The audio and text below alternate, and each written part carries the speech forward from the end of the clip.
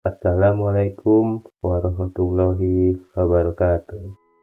My name is Kensie Sugondo from class 11-4, and today I will be talking about this book, which is called Mini Encyclopedia about Birds. Now, what is a bird? A bird is a type of animal which flies using wings. And in this book, which categorizes birds into 5 categories. First, there are perching birds. Second, there are birds of prey. Third, there is woodland birds. Fourth, there is game birds, and then fifth and last, there is water birds. First, I want to explain about perching birds, which is this. Perching birds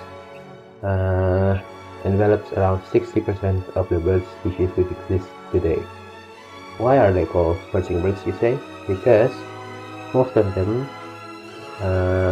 land on branches or things like wires and other things, and they perch there, and maybe they build some nest, maybe they place their young there or breed there, and most of them eat seeds or small animals such as bugs and worms.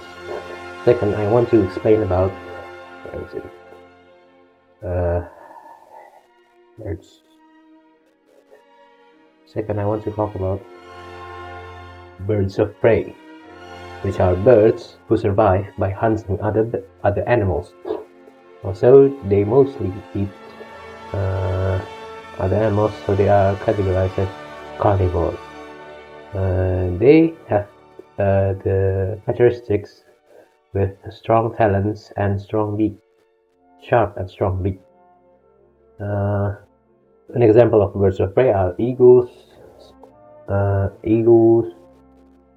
owls, vultures, and many others. Next, there is water birds, which is this. Water birds or shorebirds. Well, they are called water birds or shorebirds because they mostly live on shores, or on lakes, such as flamingos, diving birds, or they live while migrating above the sea, like